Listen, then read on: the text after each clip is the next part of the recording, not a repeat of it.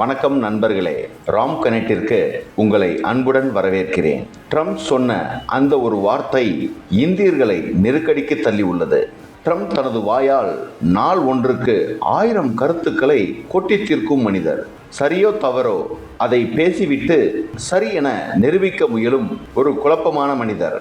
என்ன சொல்வார், என்ன செய்வார் என்பதை இந்த ட்ரம்ப் தவிர வேறு யாரும் முன்னரே அறிந்து கொள்ள முடியாது.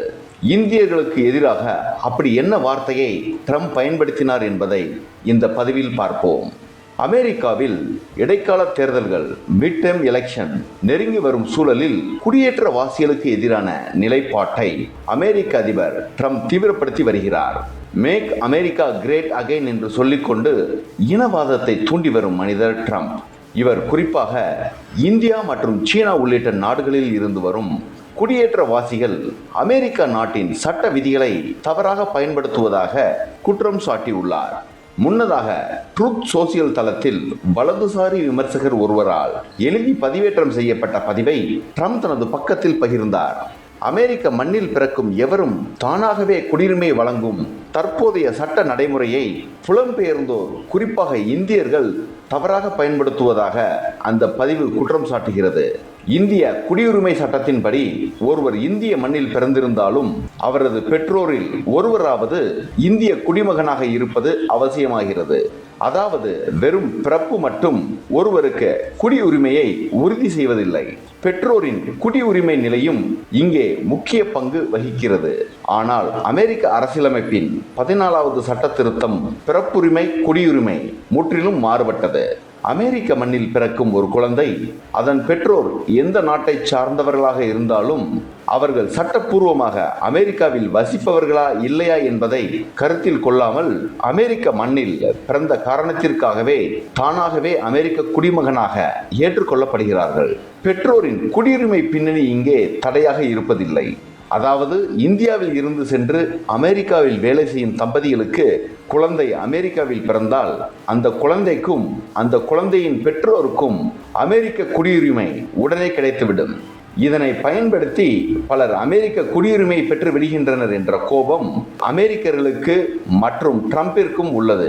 இதனால் அமெரிக்கர்கள் வேலை இழப்பை சந்திப்பதாக ட்ரம்ப் எண்ணுகிறார்.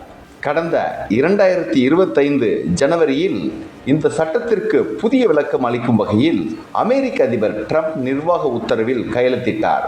அதன்படி பெற்றோரில் யாராவது ஒருவர் அமெரிக்க குடிமகனாகவோ அல்லது கிரீன் கார்டு வைத்திருக்கும் நிரந்தர குடியிருப்பாளராகவோ இருந்தால் மட்டுமே அந்த மண்ணில் பிறக்கும் குழந்தைகளுக்கு குடியுரிமை கிடைக்கும்.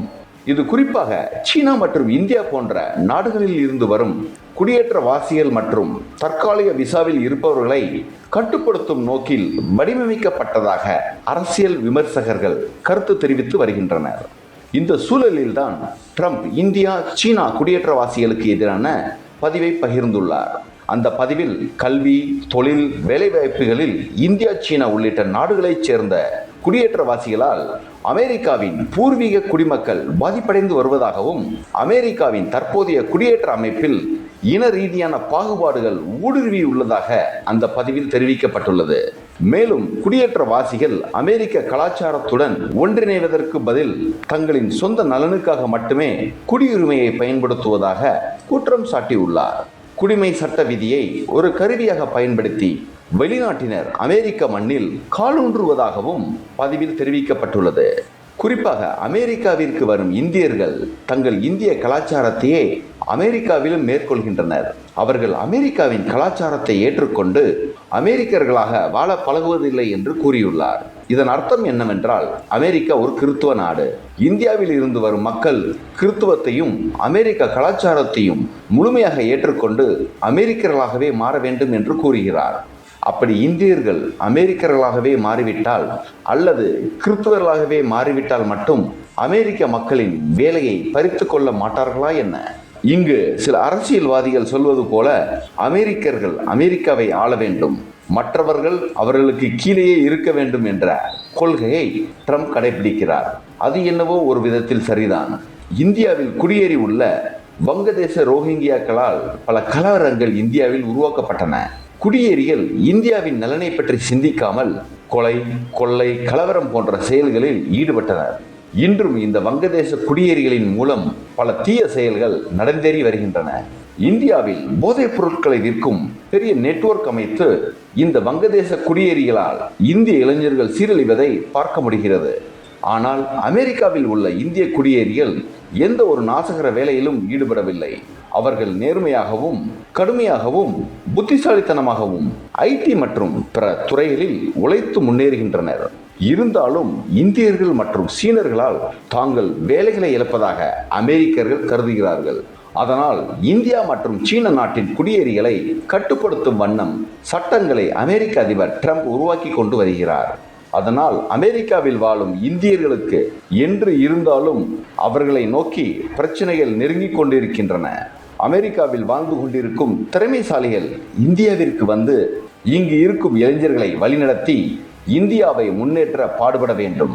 அதே வேளையில் அமெரிக்காவை தற்போதைக்கு பணம் மற்றும் நல்ல வசதியான வாழ்க்கையை அமைத்து கொடுப்பதில் இந்தியாவை விட சிறந்து விளங்குகிறது.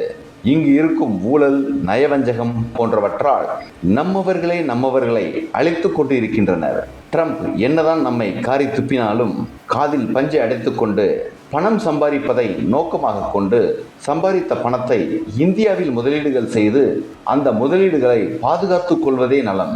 ட்ரம்ப், நீங்கள் என்னதான் திட்டினாலும் நாங்கள் அமெரிக்காவை விட்டு வெளியேறுவதாக இல்லை.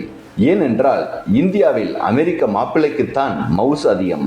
அமெரிக்காவை விட வேறு சிறந்த நாடு வேலை செய்ய கிடைக்கும் வரை அமெரிக்காவை நாங்கள் விடுவதாக இல்லை. மேலும் பல தகவல்களுடன் உங்களை சந்திக்கிறேன். வாழ்க பாரதம், வளர்க வையகம்.